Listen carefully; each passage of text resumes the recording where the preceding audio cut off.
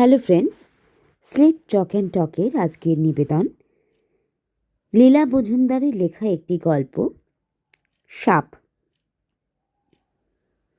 ছোটবেলাকার একটা ঘটনা মনে আছে। শিলং পাহাড়ে থাকতাম। কি বৃষ্টি কি বৃষ্টি! বাড়ির 3 দিক ঘিরে একটা আধ মানুষ গভীর নালা কাটা ছিল। তাতে বর্ষায় করুগেটের ছাদ থেকে বৃষ্টির জল গড়িয়ে পড়ত। বাগান থেকে বাড়তি জলও এসে মিশত। দুটো চ্যাপ্টা পাথর ফেলে তার উপর একটা পুলের মতো ছিল। সেটার উপর দিয়ে বারান্দায় উঠতে হতো। তখন শিলংয়ে বিজুলি বাতি ছিল না। মোমবাতির, তেলের বাতির আলোয় বড় সুখে আমাদের দিন কাটত। এতটুকু অসুবিধে হতো না। একদিন সন্ধেবেলা বাবার 2 বন্ধু গল্প গুজব শেষ করে বাড়ি যাচ্ছেন। ওই পাথরের পুলের উপর দাঁড়িয়ে শেষ কথাবার্তা হচ্ছে। এমন সময় অমর কাকাবাবু হাতে লাঠি দিয়ে নিজের গোড়ালি খোঁচাতে লাগলেন। বাবা বললেন, কি হলো মিত্তির? কাকাবাবু বললেন, পায়ে একটা দড়ি না কি জড়িয়ে আছে, কিছুতেই খুলতে পারছি না।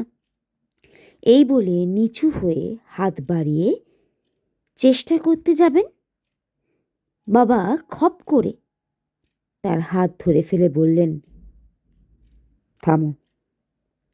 তারপর বাতি বাতি বলে চেঁচাতেই একটা লণ্ঠন এলো। তার আলোয় দেখা গেল কাকাবাবুর পা বেয়ে একটা কালো সাপ উঠবার চেষ্টা করছে। বাবার হকি ফুটবল খেলার পা। সেই পা তুলে ঝপ করে সাপের মাথা মারিয়ে মাটিতে চেপে ধরলেন। সাপের গা বিশ্রী রকম পাক খেতে লাগলো। সঙ্গে সঙ্গে লাঠি সোঁটা এলো। সাপেরও ভবলীলা সাঙ্গ হলো। তারপর তাকে লাঠিতে ঝুলিয়ে বাড়ির চৌহদ্দির বাইরে ফেলে আসা হলো। এর 50 বছর পরে শান্তিনিকেতনে একদিন আমাদের বারান্দার আলসের ওপর বসে আছি। হঠাৎ দেখি কাক, শালিক, চড়াই, ঘুঘু, বুলবুলি সবাই বাগানের মধ্যিখানের ঘাস জমিতে নেমে মহা নাচানাচি, ডানা ঝপটানি, কিচির মিচির লাগিয়েছে। কি ব্যাপার ভাবছি, এমন সময় ছাদে বেয়ে ওঠা বুগানভিলিয়া গাছ থেকে একটা 1 হাত লম্বা রামধুনু রঙের একটা গিরগিটি থপ করে আমার পাশেই পড়ে। সেখানেই পড়ে রইল। মনে হলো নড়বার চড়বার ক্ষমতা নেই, কিন্তু বুকটা উঠছে পড়ছে। মানুষের পাশে গিরগিটি বসে আছে এ আমি ভাবতেই পারি না। অবাক হয়ে এদিক ওদিক তাকাচ্ছি। হঠাৎ কচি কচি ডালপালা, ফুল পাতা ভেঙে আমার ওপর হাতের মতো মোটা, অন্তত 6 হাত লম্বা, গাঢ় ছাই রঙের একটা সাপ ঝুপুর ঝাপুর করে নেমে এসে কাঁকড়ের উপর দিয়ে কিলবিল করে গিয়ে নিমেষের মধ্যে টগরের বেড়ায় অদৃশ্য হয়ে গেল।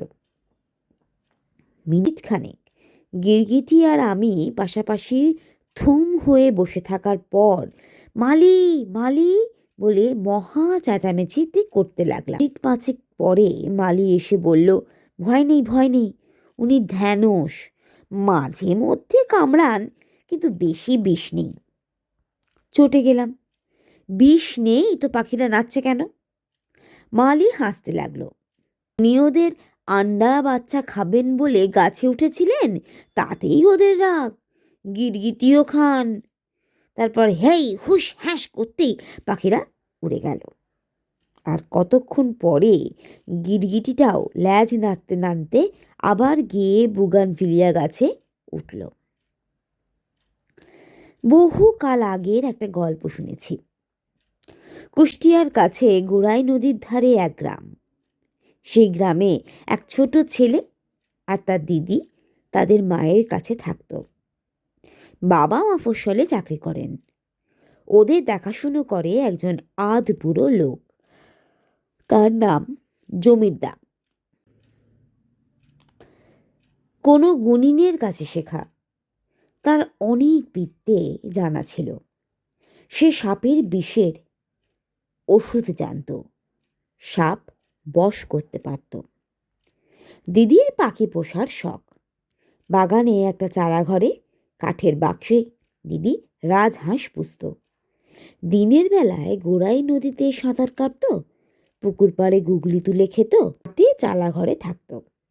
একদিন ভোরে চালা ঘরের দোর খুলেই দিদি দেখে একটা হাঁস মরে পড়ে আছে। অমনি সে কান্না ঝুলল। জমিদার ছুটে এলো। মরা হাঁসকে কোলে করে বাইরে আনতেই অন্য হাঁসরাও হুড়মুড় করে বেরিয়ে এলো। মরা হাঁসকে পরীক্ষা করে জমিদার বলল, একে সাপে কামড়েছে, গোখরো সাপ। আমি ওষুধ আনতে যাচ্ছি, তোমরা চালা ঘরে ঢুকো না। ঘরে শেকল তুলে দিয়ে জমিদার ওষুধ আনতে গেল। কিছুক্ষণ পরেই এক হাতে একটা মরা মানুষের হাড় আর অন্য হাতে শুকনো শিকড়ের মতো কি যেন নিয়ে এসে ফিরে এসেই সবাইকে বলল, তফাতে যাও, আমি সাপ বের করি। সবাই ভয়ের চোটে পাশের দাওয়ায় উঠে দাঁড়ালো। জমিদার বিড়বিড় করে মন্ত্র পড়তে পড়তে শিকড়টাকে বাগিয়ে ধরে চালাঘরে ঢুকে পড়ল। সঙ্গে সঙ্গে পিছু হটে সেও বেরিয়ে এলো, আর প্রকাণ্ড একটা কোকড়ো সাপও গর্জাতে গর্জাতে বেরিয়ে এলো। বাইরে এসেই জমিদার মরা মানুষের হাতটা দিয়ে সাপের চারিদিক ঘিরে মাটিতে গোল করে একটা দাগ কেটে দিল। তারপর নিজেও সরে দাঁড়ালো। এবার সকলে একটা অদ্ভুত দৃশ্য দেখল। ওই হিংস্র সাপ কিছুতেই দাগের বাইরে বেরোতেই পারল না। হিস হিস করে বারবার তেড়ে আসে, কিন্তু দাগের কাছে পৌঁছে মাথা নুইয়ে আবার ছুটে যায়, আবার তেড়ে আসে। এমনি করতে করতে সাপ ক্রমে নিস্তেজ হয়ে এলো। কে যেন বলল, লাঠি দিয়ে মেরে ফেলি। জমিদার মাথা নাড়ালো। গুনিনের বারণ আছে, ওর চারিদিক ঘিরে আগুন জ্বালাতে হবে। কাঠ খড় দিয়ে দাগের বাইরে গোল করে আগুন জ্বালানো হলো। নিষ্ফল আক্রোশে নিজের গায়ে ছোবল মারতে মারতে সাপটা নিজের বিষে নিজে মরে গেল। শরীরটা ওই আগুনে পুড়ল। বহুকাল পরে ওই ছেলের কাছে এই গল্প শুনেছি। জমিদার অনেক সাপে কাটা মানুষের প্রাণ বাঁচিয়েছিল, কিন্তু বিদ্যেটা কাউকে শিখিয়ে যায়নি।